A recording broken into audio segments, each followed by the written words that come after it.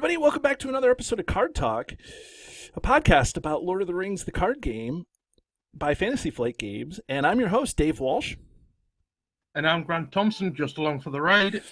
And today is a very special episode. We have Chad Garlinghouse, who is one of the hosts of Cardboard of the Rings, probably the original podcast of the Lord of the Rings, the card game, which is a living card game. And he's with us. Chad, how are you doing today? I'm doing great. That was fantastic. You sounded just like me and or Brandon. Yeah. Well, I've been practicing now that now that Card Talk has gone big time having you on the show. I figured I better, get going with this.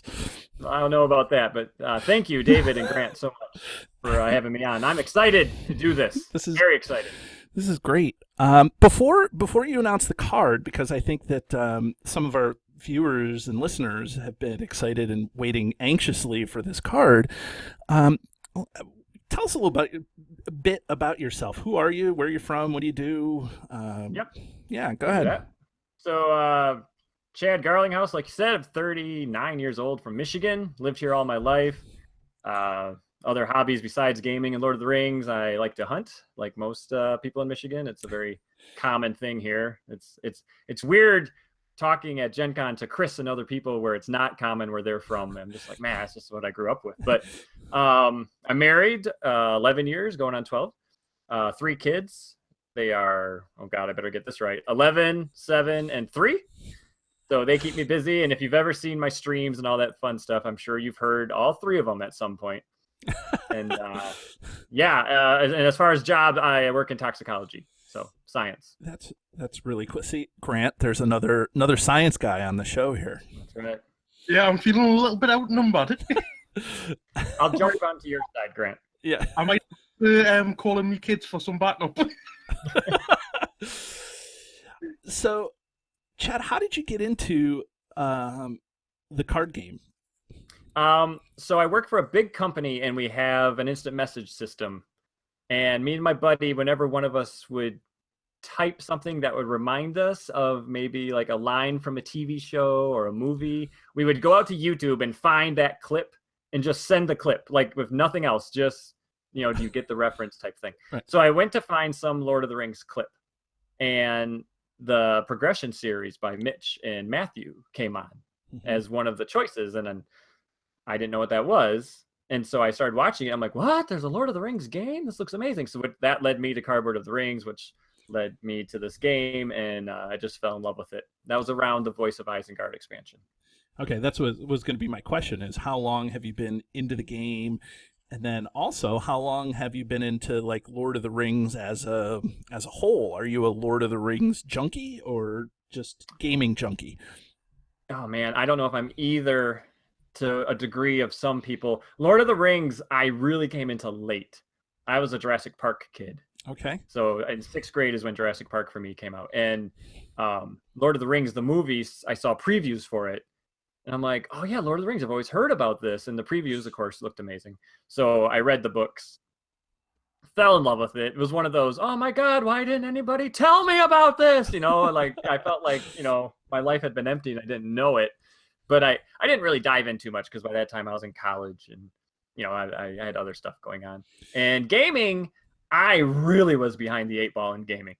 Like when I found out about Lord of the Rings, the card game, is when I found out about there are other games other than Risk and Sorry. Oh. Me and David joined around the same time. I got in just after the Khazad-dûm expansion in the on the Overhill and Underhill, so it was around the same sort of time because obviously they released Khazad-dûm in the Dwarven Elf cycle, and then not long after they released the first Saga box. Yeah, and been on and off for the past 4 years.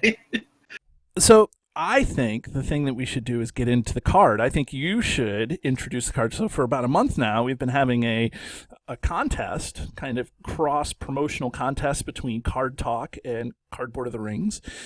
And Chad so nicely, and his team, I don't want to leave out his team, there's a huge team of people that put up Cardboard of the Rings, hosts and people behind the scenes and stuff, the crew or the gang or whatever you want to call crew, it. yep. Yeah. Yep. And but they have decided that they were going to give out a swag, I will say, to the person who guesses which card Chad is going to, that we're going to sit down and talk to Chad about. So Right. So Chad, why don't you reveal the card and talk to us about the card and your initial impressions? Sure. Okay. So obviously the contest hasn't actually started yet, but I'm assuming a lot of people guessed Rosie, and she would have been my pick, except I see how many Hobbit cards you guys have done already, and I figure you have Hobbits covered. But she's not actually my favorite card. I think I figured out how to use her in the best possible way. I hear a whole bunch of your listeners I know. hearts breaking right now. right. So it's not Rosie. It's not Foehammer. I'm sure there's some people who thought it might be Foehammer. It's not Master of the Forge. I almost did Master of the Forge. Yeah. Because I've touted that card. And it's also not Burning Brand, which I've also liked. It's actually my favorite hero. And I'm going to be shocked if no one guesses this, but maybe they didn't. But my favorite hero in the game, it's always been my favorite hero. As soon as he came out. It's not Eleanor. That's right. It is Haldir of Lorien. He came out in Trouble in Tharbad, and he's a lore hero. He's 9 threat, 2 willpower, 3 attack, 1 defense, 3 hit points, Sylvan, Ranger, Scout, ranged. So 3 attack ranged. Combat action.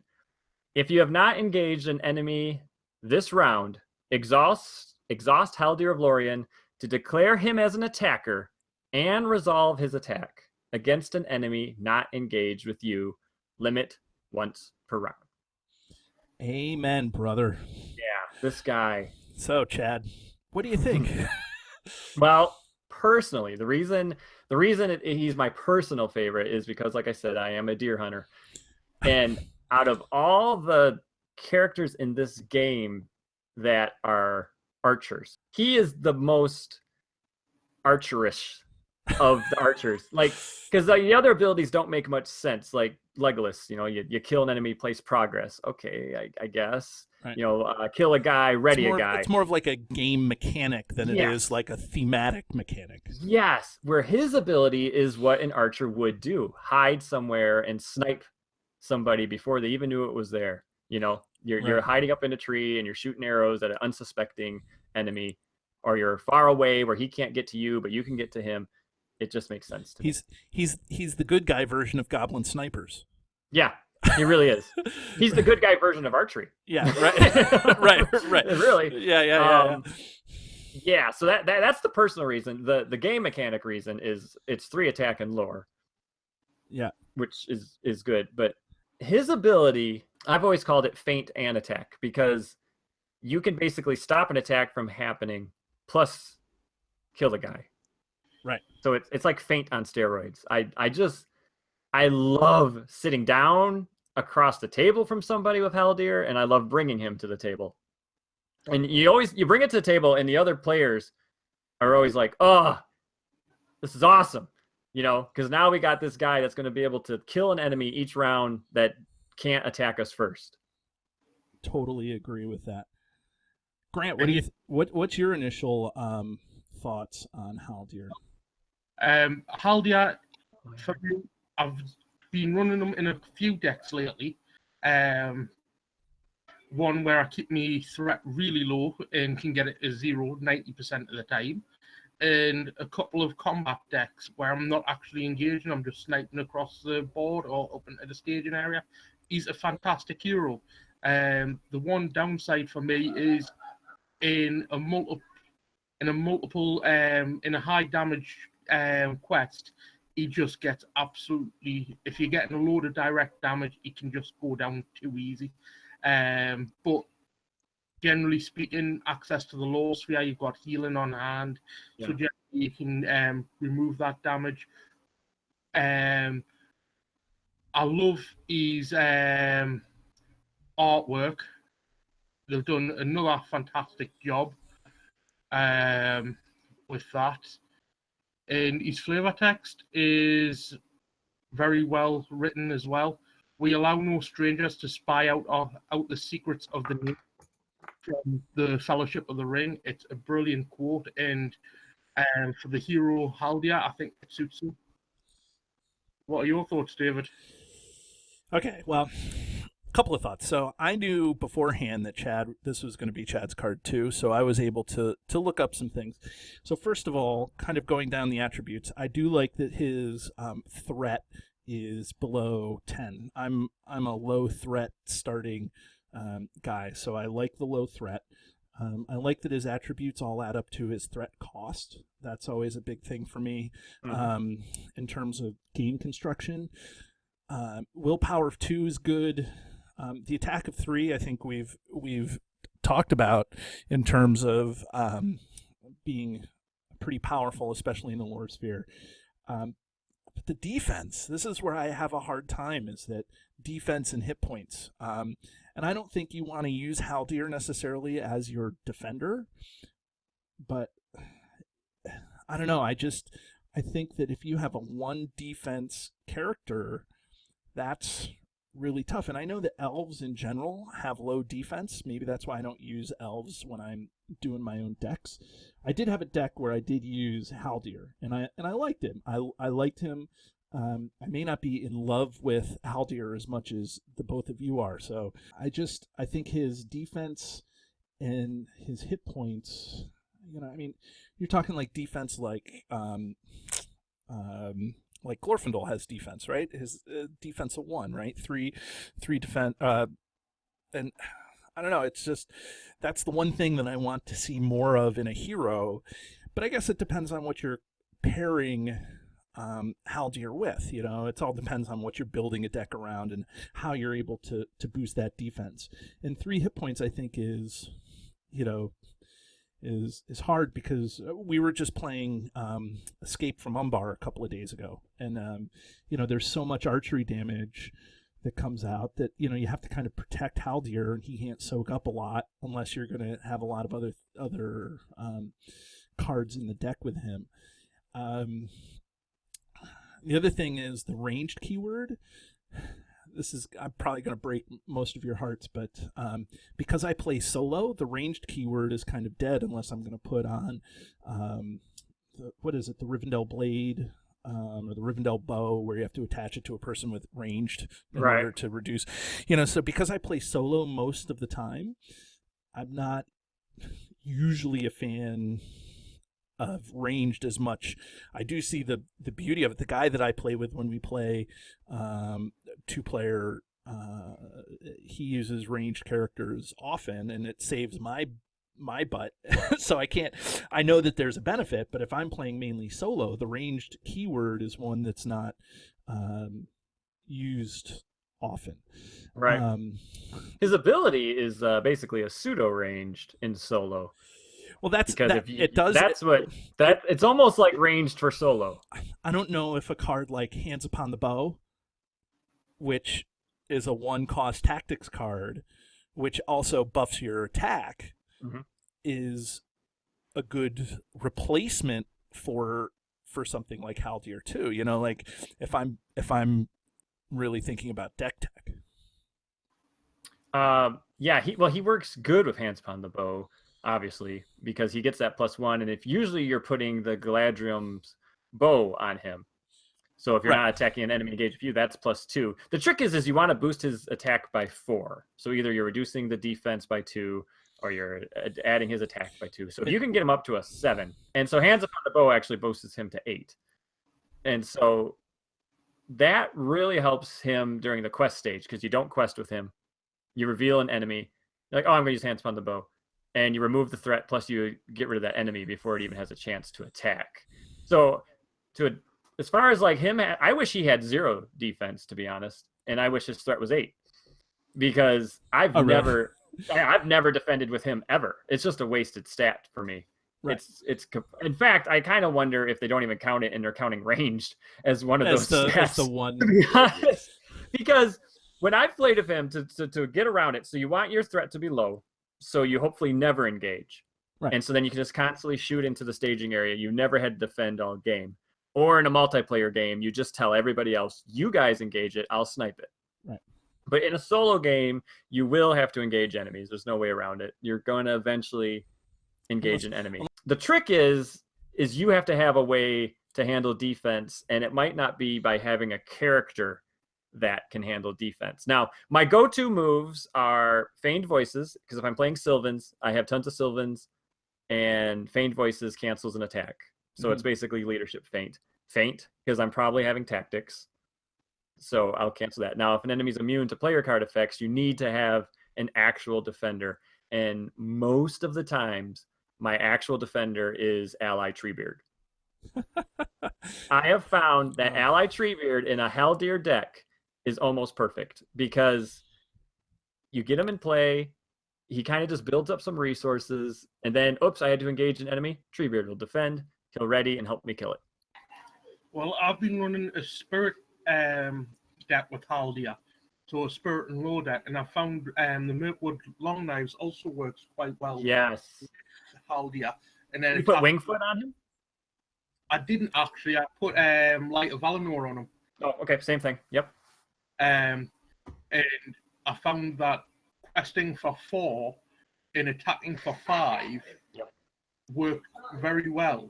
Obviously, there's some enemies that it takes harder to chip down, obviously, with having the lower attack than having like a couple of balls of the Galadrim on there or some other ways to boost his attack. But I found eventually he will take them down. Yep. Slow but sure, but obviously with the access to Spirit, you can keep your threat low, and you're just obviously able to snipe them pretty much straight away. Yeah, I forgot since you said Spirit, Light of Valinor is the obvious choice. I like Wingfoot too. You should, because you just say enemy, and if you're wrong, well, you probably didn't need to use Haldir that turn anyway. Right. Yeah. Especially if you're playing solo, I guess. If he's in your deck, you are. I mean, like honestly, I am never ever defending with this guy, and I'm going to put healing in my deck in case he takes archery or something. Like you plan on Haldir's 1 defense and 3 hit points as like a negative to his. Well, it counters his attack basically. I don't count his defense when I'm actually looking for a card to use. I see Haldir, I see his willpower, I see his attack, and I see his ability. That's all I see. Yep. I'd either rather see that 1 defense go onto his willpower or go into his hit points, just so he can soak up that little bit more from like either the archery, say if you've got archery 5 coming out against the Wolves, or some of the newer quests from Umbar and Sands of Harad. I'd like to see some way of expanding his hit points so that you can take that a little bit easier if you haven't quite got enough resources out there to get them out, the healer out.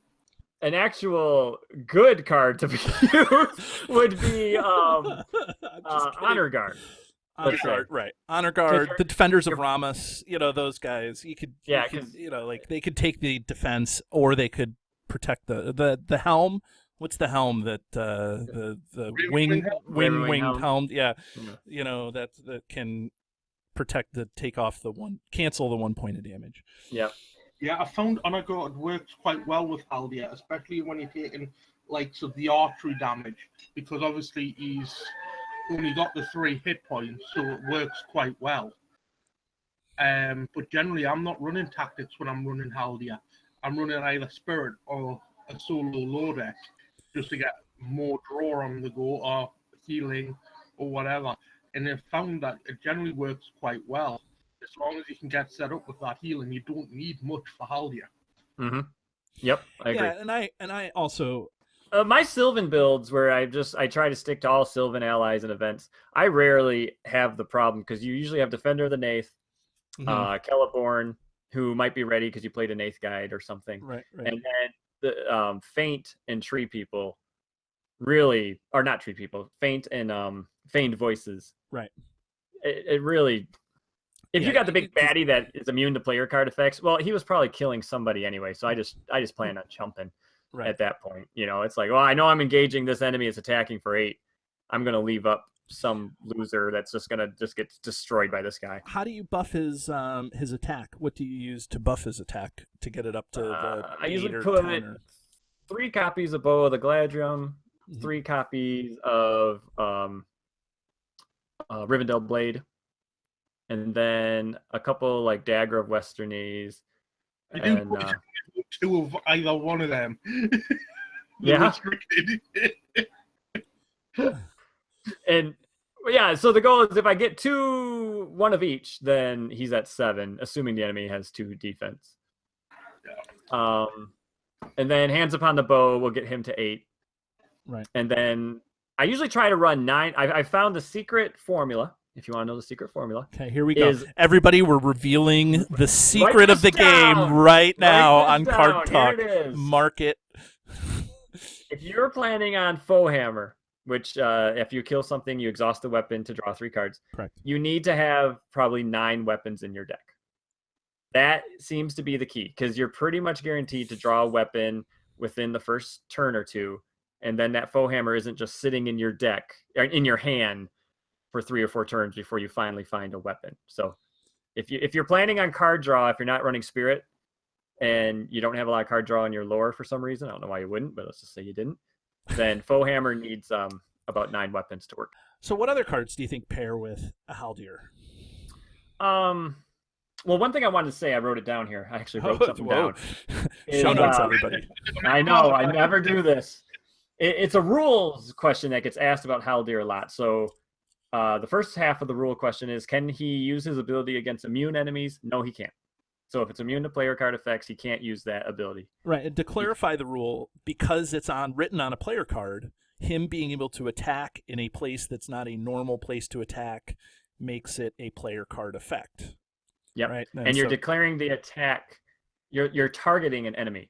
And basically, if an enemy's immune, you can't target it. I mean, that's how I just think about it. Am I targeting the enemy? Yeah. Is it immune? Yeah. Well, then you can't target it. It's immune. Right. Okay, that makes sense. The other part of his ability is it is not ranged. It seems like it's a ranged attack, but it's not officially a ranged attack. Right. So if you're playing a card that says attack as a ranged attack. Yeah. So there's player cards and other things that say, like, when you do a ranged attack, get this bonus. And you're like, oh, I'm going to use that with his action. No, right. That's not a ranged attack. His action is not a ranged action. He is a ranged character, but not right. Right. Which is why the Galadrim works with Haldir, because the enemy not engaged with you. Yes, so and exactly. And that's what I point people to when they say, are you sure? I'm like, the Bow of Galadriel pretty much makes it obvious that you're not making a ranged attack. It's written that way for him to hold it, Right. Other cards that go well with him is have another player play a Hobbit deck with Pippin. and what you do is you tell the Hobbit guy, go ahead and engage that enemy. So then the Pippin player draws a card, and then you snipe it. How many times have I had that happen? Because when we're going through our campaign is that I'm using 3 Hobbits. I'm using Sam, Merry, and Pippin. Good for you. On the campaign, right? And I'm having a lot of fun, but he's using Legolas, and I know earlier in the game it was like the game effect versus the theory. But he'll be like, you engage him, I'll kill him, and then you get all your bonuses. Like, you can ready Sam, and you can do whatever you need to do, or I'll help you kill him, and then we'll make some progress too. So, that's not to be understated. But in that scenario, though, you still have to defend the attack. Well, Haldir, you don't. Correct. That's why I think Haldir is better than Legolas, because with Haldir, you don't even have to defend. That's totally get that.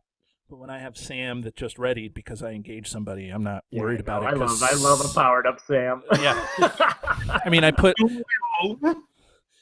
What did you say, Grant? I said, don't we all love a powered up Sam? Oh, I do. Especially Rosie.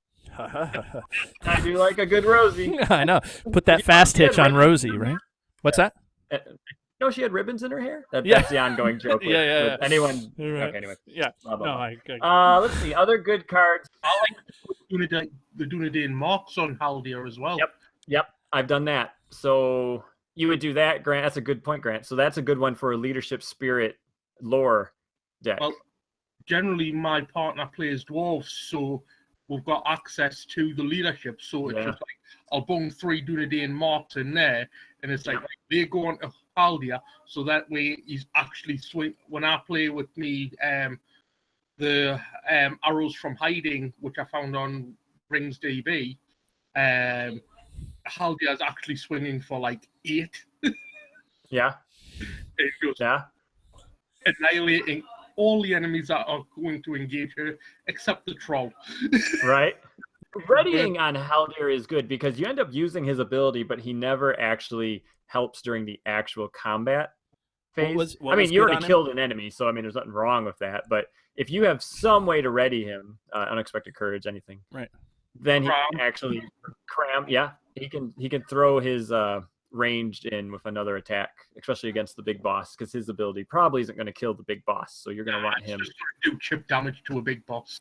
Yep. Dave, I would say if you want to get the most bang for your buck to see if you like Haldir, is play it in a fellowship where the other guy can handle attacks. He has a sentinel, Baragon or something like that. So you don't have to worry about defense as much. And you can just let that guy, you just keep engaging everything and I'll keep killing it. And we'll all go home happy, And that's where he just... Well, we've had a lot of really good fun talking about Haldir and everything else. Hey, Grant, what do you think? Should we ring this guy? Yeah, let's ring his neck. Okay, so Chad, we'll give you the go-ahead here. So, I got to go first? Oh, no, well, you don't have to. We're doing this. I'll go first since I'm the... So when we ring somebody, we ring everybody on a scale from 1 to 10, where 1 is the one card to rule them all. Let me write down my answer so you know I'm not cheating. Oh, well, no, I know, right?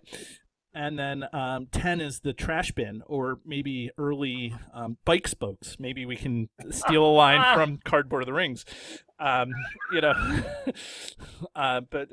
Trash bin is a 10. And Grant, you probably have the queue up right now. I think as of right now, Sam was a unanimous 1, and who is our other 1 card to rule them all? I think there was one other one. I think that was Sneak Attack. Sneak Attack was the other 1 card to rule them all. So we're at episode 30, and we've only handed out the one card here twice. So here's what I'm going to say. And this is where we had all sorts of technical problems. You can see that before this we dropped the video feed, and then after this, for some reason, the audio cut out. So with permission from Chad and with Grant, what I decided to do was just kind of record the ratings and the ring ratings that everybody gave. And so I got crucified because I gave Haldir a ring rating of 5 because I don't use him, and he seems to be a multiplayer character card. Grant gave Haldir 2 rings, thinking that he was really, really awesome and the ability that he has is really phenomenal. And you can imagine that since Chad picked Haldir, he must really like him. And that was evident in what he was saying through the whole interview. So Chad, as our second guest host, gave Haldir a rating of 1 ring. He believes that Haldir is the 1 card to rule them all. So join us next time when we talk about the Andrath Guardsman. Have a great day.